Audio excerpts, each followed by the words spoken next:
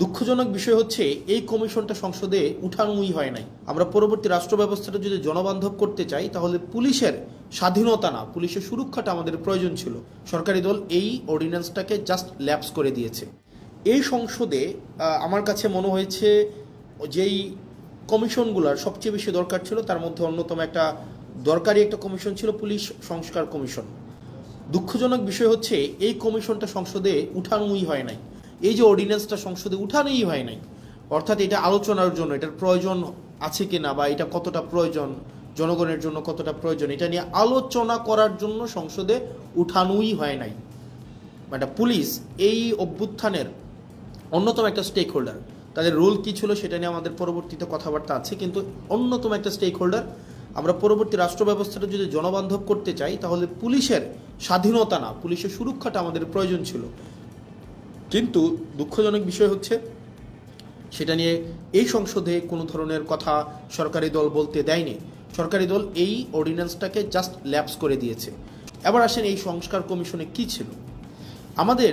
এই আপনি যদি মনে করে দেখেন তো আবু সাইদ হত্যা মামলার যে রায়টা হয়েছে, যেই এএসআই ছিল উনি কিন্তু বারবার করে বলছিলেন যে আমার কোনো দোষ নাই, সরকার আমাকে নির্দেশ দিয়েছে, আমি সেই নির্দেশ অনুযায়ী গুলি করেছি।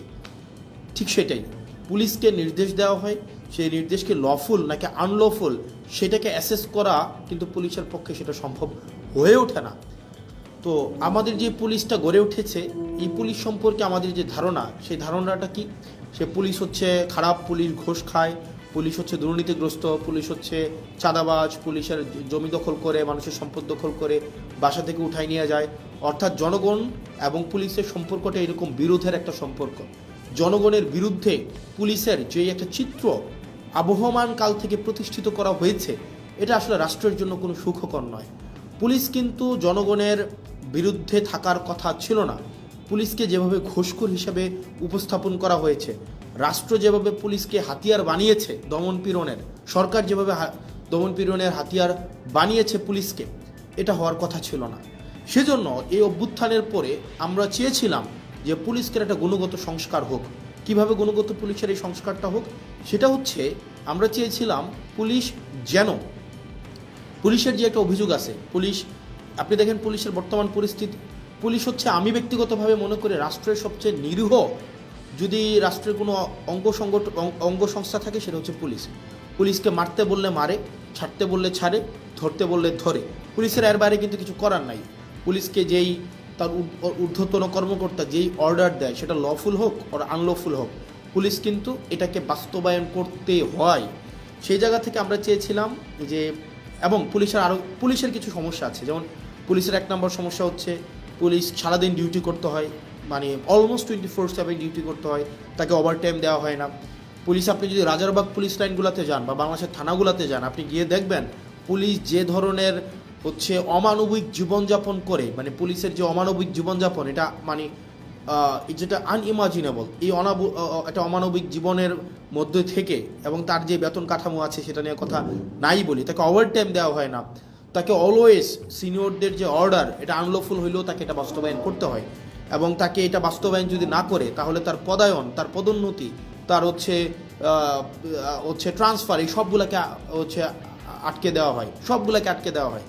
এবং দুঃখজনক বিষয় হচ্ছে পুলিশ যদি সরকারের কোনো ইচ্ছার বাইরে যায়, অন্যায্যভাবে সরকার একটা অন্যায্য একটা অর্ডার করছে, এটার বাইরে যদি পুলিশ যায়, তার চাকরি অলমোস্ট ইম্পসিবল হয়ে ওঠে।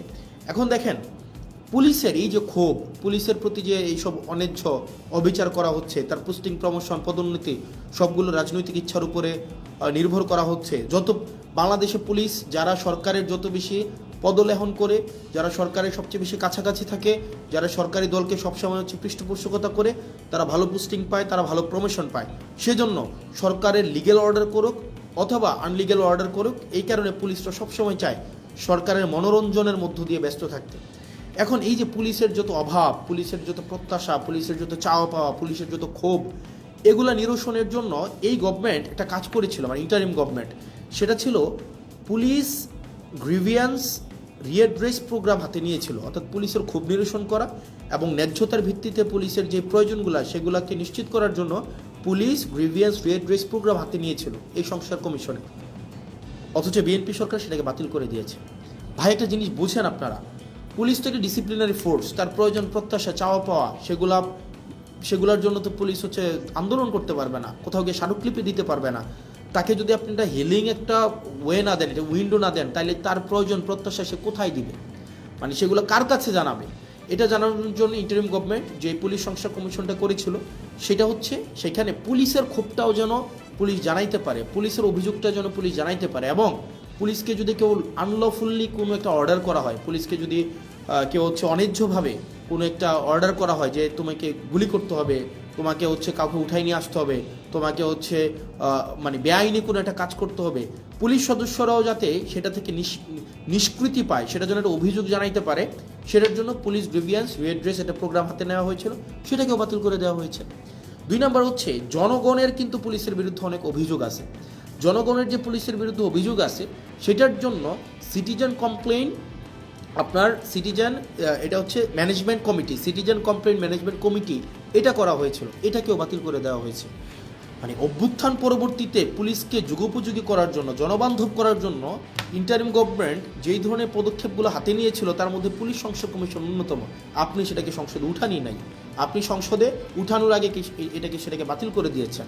তো সেই জায়গা থেকে পুলিশের প্রতি, পুলিশকে যে রাজনীতি আবার করবে না, রাজনৈতিক হাতিয়ারে আবার পরিণত করবে না, পুলিশের যে উপরের যে পোস্টিংগুলো আছে, যেখানে প্রমোশনগুলো আছে সেগুলোকে যে আবার রাজনীতিক করবে না, সেটার নিশ্চয়তা কিন্তু না, এবং সেটা খুবই দুঃখজনক। পুলিশকে আমাকে যুগোপযোগী করতে হবে, পুলিশকে জনবান্ধব করতে হবে, পুলিশকে রাষ্ট্রের লাঠিয়াল বাহিনী হিসেবে, পুলিশকে যদি আমি রাষ্ট্রের লাঠিয়াল বাহিনীতে পরিণত করি, এবং পুলিশকে যদি ছাড়তে বললে, পুলিশ আমাদেরকে মাঝে মাঝে এসে বলে যে ভাই আমাদের পরিণতি হয়েছে এটা, সরকার ছাড়তে বললে ছাড়ি, মারতে বললে মারি, ধরতে বললে ধরি, অর্থাৎ আমাদের এই তথৈবচ অবস্থা।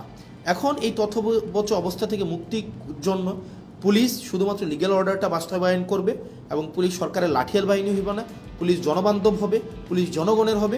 সেটার জন্যই কিন্তু হচ্ছে সংস্কার কমিশনটা করা হয়েছিল। দুঃখজনক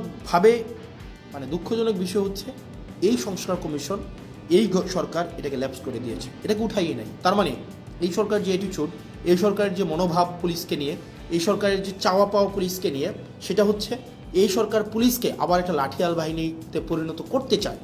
কারণ সে যতই বলুক আমরা এগুলাকে বিবেচনা করব, আমরা এটাকে আরও বেশি সুন্দর করে, আরও বেশি শক্ত করে নিয়মের মধ্য দিয়ে এটাকে করব, আলটিমেটলি কিন্তু এটা করছে না, বা করবে কিনা সেটা কিন্তু আমরা আস্থা পাচ্ছি না। পরবর্তীতে যদি আরও ভালো সংস্কার কমিশন আপনি করতেন, তাহলে এই কমিশনটাকে আপনি স্বীকৃতি দিয়ে পরবর্তীতে আপনি ভালো সংস্কার কমিশন করতেন, আপনি কিন্তু সেটা করেন নাই। তার মানে পুলিশ সংস্কার কমিশনেরকে বাতিল করার মধ্য দিয়ে এই সরকারের মনোভাব কী বা কোন দিকে যাচ্ছে সেটা কিন্তু আমরা বুঝতে পারি।